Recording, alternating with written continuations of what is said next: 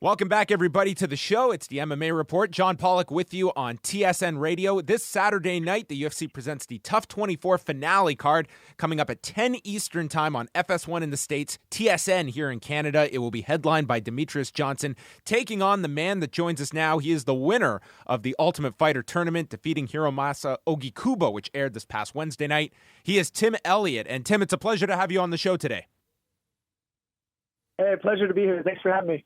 Now, what was this last couple of months like for you, where you know how this tournament is going to end, and I'm sure everyone was hitting you up for results, and you kind of had to just keep this quiet for all of these months? Is it nice now that it's aired, and now you can talk about this fight coming up, which is, I think, safe to say, the biggest fight of your career on Saturday? Yeah, man, it was a roller coaster ride for sure. It's not really too hard for me not to talk about the fighting. I'm not a big talker anyway. I'm not a big social media guy. So the only hard part was friends and family, Right. Close people asking and not wanting to spoil anything for those guys. So it was tough, but nothing was as tough as being in the house. Now, you stated on the show, you really were not that anxious to go on the show. What was the ultimate decision that kind of changed your thought process to actually go and participate on the show?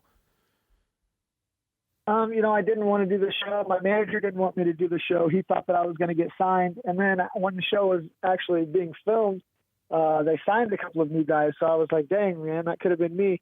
But at the same time, I felt like I was getting older. And if I didn't jump on every opportunity, that I would regret it if it passed me by. And, I think I would have.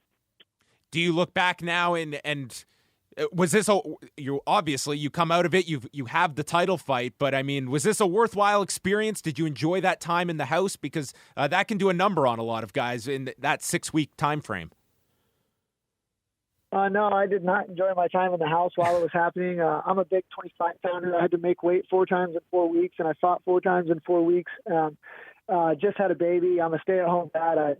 My job is cook, clean, and change diapers. So being away from all that was really hard for me. My quality of life in the house was not the best, but I feel like I gained a lot of mental fortitude from it, and mentally from that show, I'm as strong as I've ever been, and I learned a lot about myself being in there. I really cannot understand how this format still exists, where guys have to make weight like that for you 4 times in that time period. Do you think that that's something that needs to evolve? And I mean, how healthy did you feel by the time you got to the finals after what you had gone through in that time? I mean, 4 fights in that amount of time is, I think that's a lot to ask of any athlete at this point in the game. Yeah, I mean, I think that how I felt showed in my fights. I don't feel like I performed well in any of my fights. Also, only getting 2 rounds is a little nerve-wracking. You make one mistake and lose a round. You could lose a fight, and you just don't have a whole lot of time. So it's definitely difficult. I don't think that the format is the best way to figure out who the best fighter in the house is, because really there was guys like Pantoja. His first fight, he fought was all beat up and banged up, and that carried on to the next fight, and to the next fight. And, he didn't get to keep going on to the finals. It's hard to say if Hero was a better fighter or if Pantoja was just too banged up to continue. So I think the format could use a little bit of altering if they really want to figure out who the very best guy is. How did you feel about getting to work with Joseph Benavidez? That was an interesting dynamic, given the fact you two have fought in the past. And was that the team that you were hoping to be drafted onto? Yes, actually, during the evaluation process, I told him he better pick me. I knew I wanted to be on Joe's team. I know what the guy's about. I know how good he is. I know the type of person he is. He's a real fighter. He's a real athlete, and I wanted to be a part of that. And even after the show, I went and trained with him in Denver, for a month, trained with him and TJ Dillashaw and all those guys. And they're just, it's a great group, and I don't think I could have had a better coach. Also on the show, there was a really interesting scene where you were almost giving advice to all of the younger fighters, kind of explaining a lot of the ins and outs of the game and fighter pay. Were you surprised that scene was included in the final edit of the show? Because I thought that was a really intriguing scene with a lot of fighters who were kind of they're young in the sport, and you were able to impart a lot of knowledge on these younger fighters. I'm glad they showed it. The main thing was with Eric Shelton. He's a really solid guy, great fighter. He actually is fighting on the Denver card in the UFC coming up. But they were acting like getting signed by the UFC and making it to the UFC, they were going to be rich and famous. And I know for a fact that's not the case. I fought the number one guy in the world my first fight in the UFC, and I think I walked out of there with $3,000 when it was all said and done. So that's nothing. That didn't even pay for my training camp. So I didn't want to sound like an asshole, but I wanted them guys to know just because you get signed by the UFC doesn't mean all your problems are over. Mm-hmm. And I mean, this week especially, I mean, how much were you following the news on Wednesday about the MMA Athletes Association? And do you feel that this is something that is viable, that can come together? Because, I mean, I think there's only so much like you fighters can deal with without some changes happening to this industry. Yeah, I've been seeing a little bit about it.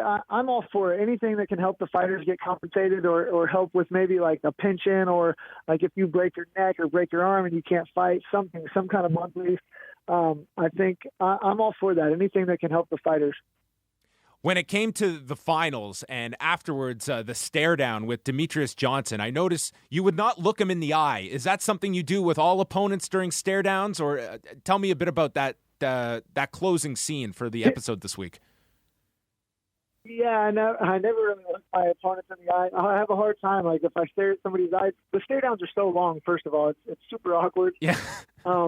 So it's so hard for me to look in somebody's eyes for that long and not laugh. And I don't want to be disrespectful, so I just look at the floor.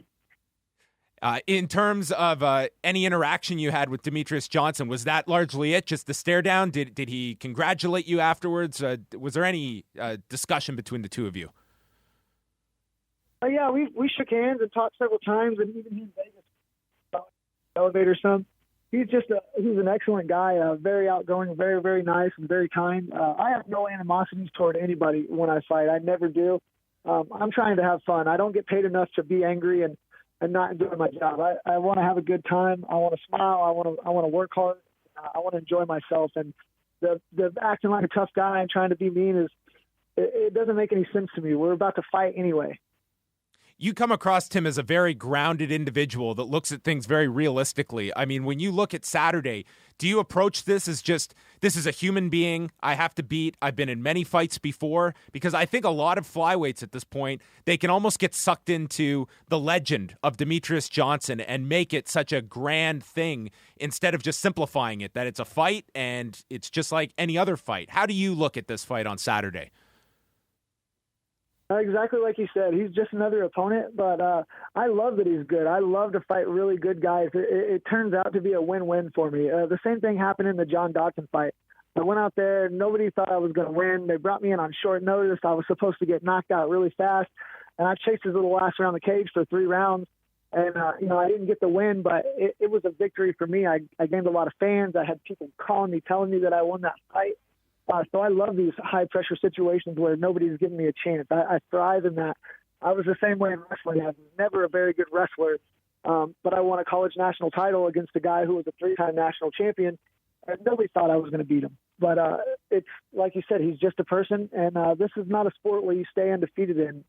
The odds are against him. You win so many in a row, you're bound to lose, even if it's a fluke, lucky loss. I'll take it.